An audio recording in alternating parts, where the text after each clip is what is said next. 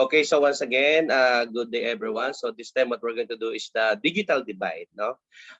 More focused on our country, of course. So when we say digital divides, no, it refers to the inequalities between individuals, household, and other groups of different demographic and socioeconomic levels in the Philippines in access to information and communication technology and the knowledge and skills needed to effectively use the information gained from connecting. So in the Philippines, actually, no, that is around 50% population can and have an access to the internet.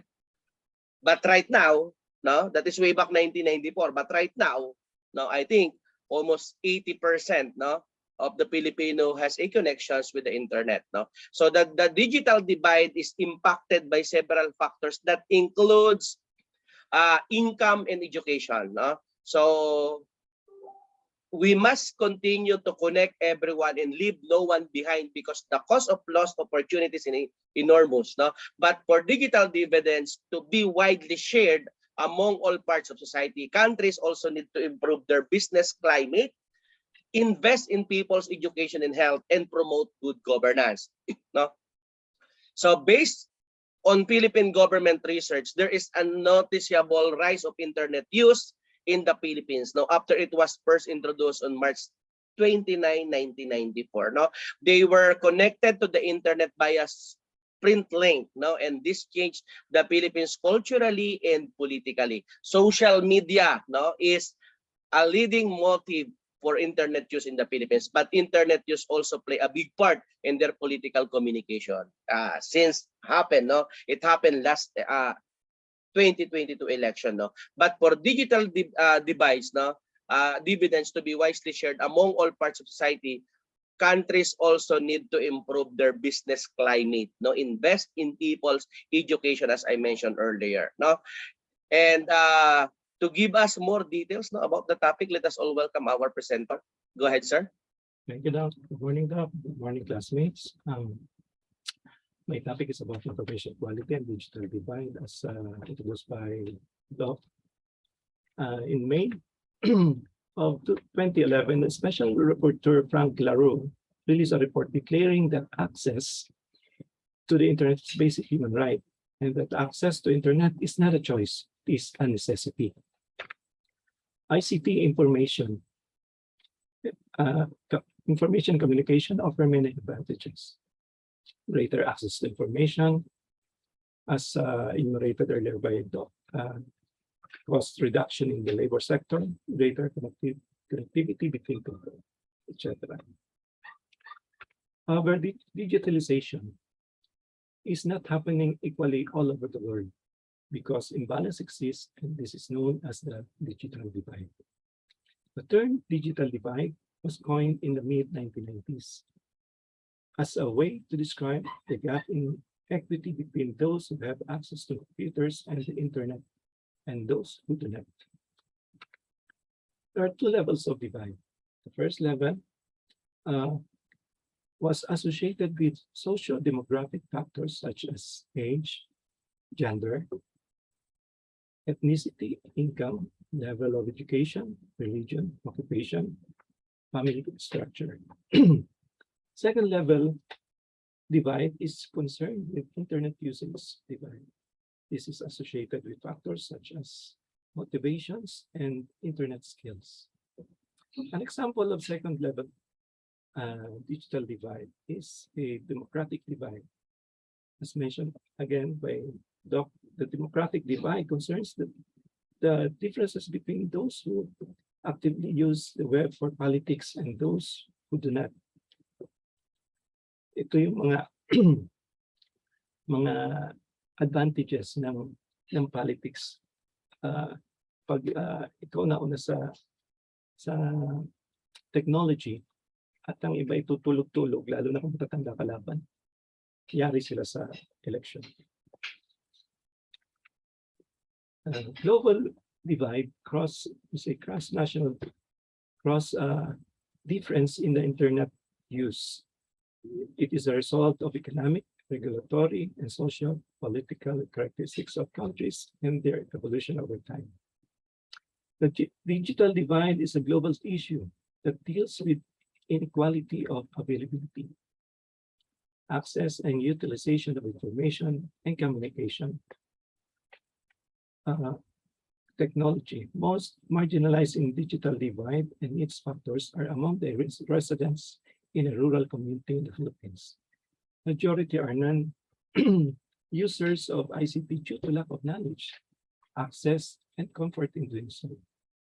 The digital divide is impacted by several factors that include income and education. Based on the measurement indices, the digital divide exists, and the factors that cause the gap are age, that is, older adults as a group are on the negative side of digital divide. The term digital divide refers to the tendency for older people to be less likely to use the internet than younger people. And for those older adults who do access the internet to do so less. Parang sa mga old dogs in new tricks is not welcome. Challenge with absorbing new knowledge, syempre. At ito ay may stress factors sa kanila. Makalabas sila sa kanilang comfort zone. To while away, there are older people indulge in computer games. Gaya ni Senator Enrile. Nahuli natin minsan naglalaro sa Senado ng Candy Crush. Iba talaga ang laro ng mga mayaman. Para nag-iintay lang kumatak ang pera sa kanila. Yun din ang mga matatanda, meron ding mahilig makimingil sa mga bata kasi na-enjoy nila, may na-assimilate silang mga traits ng hilig ng kabataan sa technology.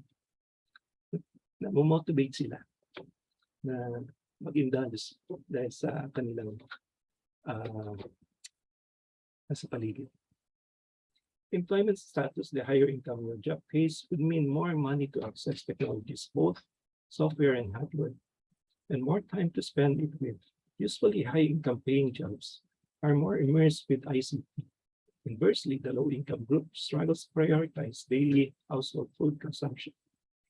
Utility bills, rent expense, and the like barely left no time to upgrade one's home's knowledge. Educational attainment, the gap between people who have sufficient knowledge of and access to technology and those who do not persist.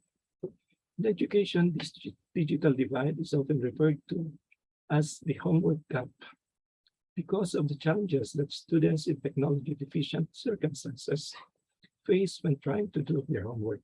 the kind and reliability of internet connection available to them, and how they often need to use electronic devices and the internet for the school-related activities and economic resource in this household income. Quality and access to the internet and ICT is known as the digital divide and affects 52% of women and 42% of men nationwide. This gap becomes even wider when we talk about regions, according to data taken from the internet portal World Stats as of December 2021. In Africa,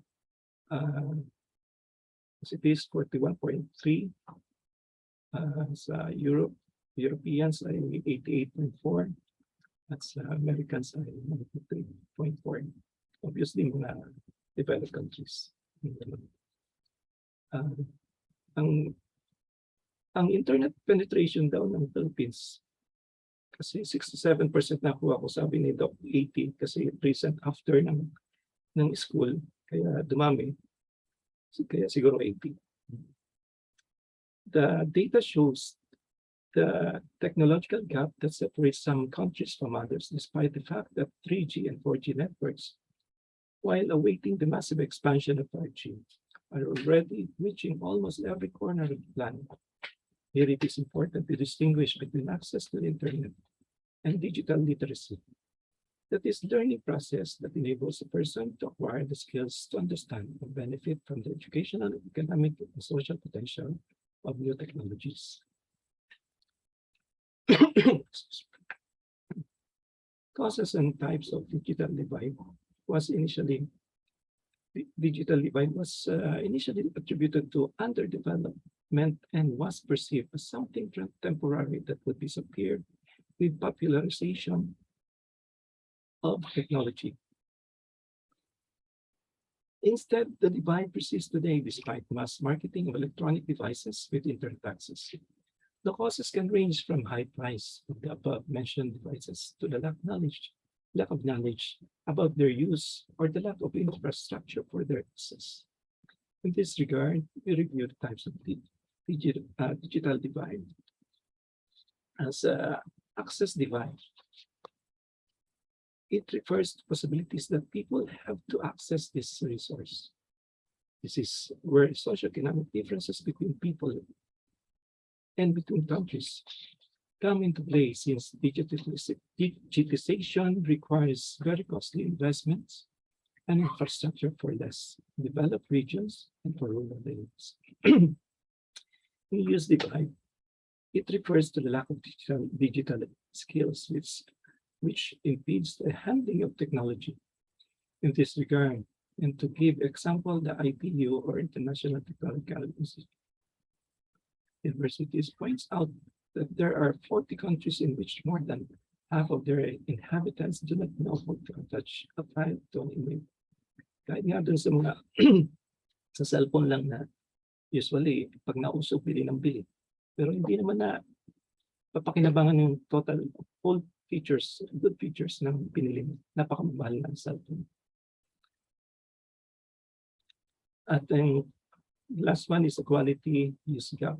Sometimes they have the digital skills to find their way around the internet, but not the knowledge to make good use of and get the most out of it.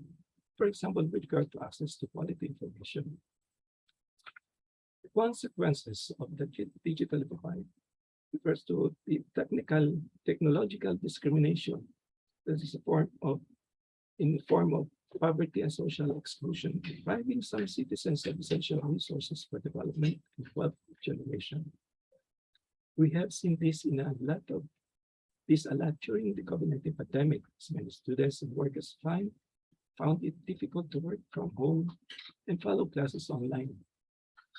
There are some efforts to mitigate the main effects of digital divide, which is lack of communication and isolation.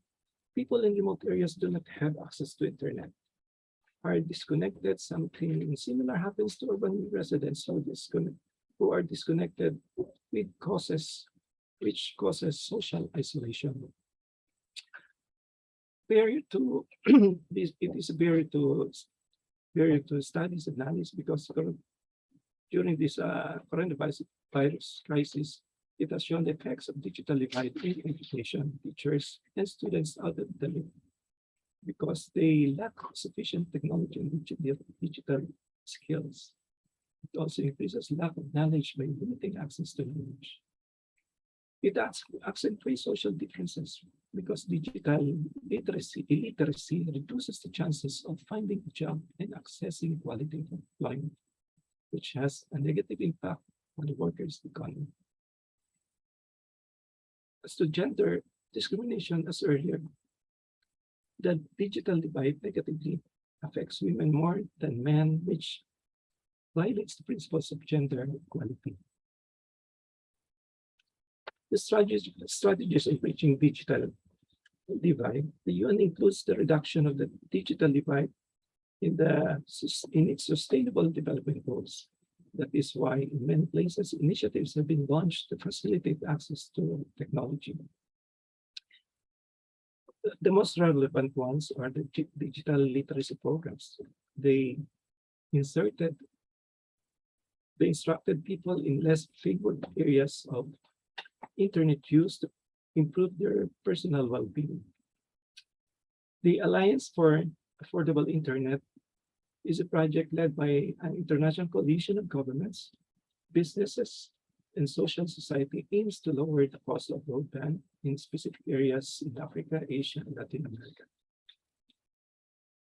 As to free basics, this is the initiative promoted by Facebook and 6 other technology companies, aims to provide free access to a number of websites through a mobile application. And Elon Musk's Starlink, the project, was promoted by launching satellites into space to provide high-speed internet and global coverage at affordable prices. For digital dividends to be widely shared among all parts of society, countries also need to improve their business climate, invest in people's education and health, and promote good governance. Senator Grace Poe has refined her better internet bill that seeks to provide fast, reliable, and affordable internet connectivity across the country. The Bayanihan app, the Bayanin to Heal One app is a response to such urgent need, a swift and efficient implementation of which will secure success of the measures established by the national government. That is my report. Thank you for listening. Thank you.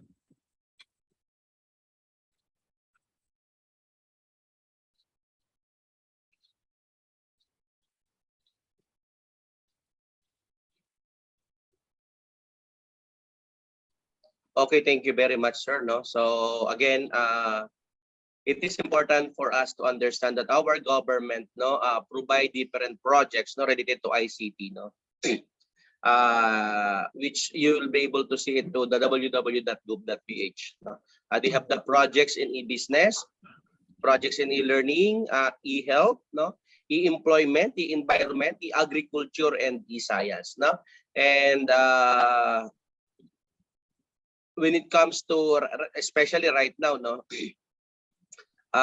they have provide an SMS service that allows you to ask about disease symptoms and information about medications, especially during this time of pandemic. So the information and communication technology capacity building for yung ITCAN project is an internet-based communication service that provide quality with different cases in health services and information. So I think that's it for this topic.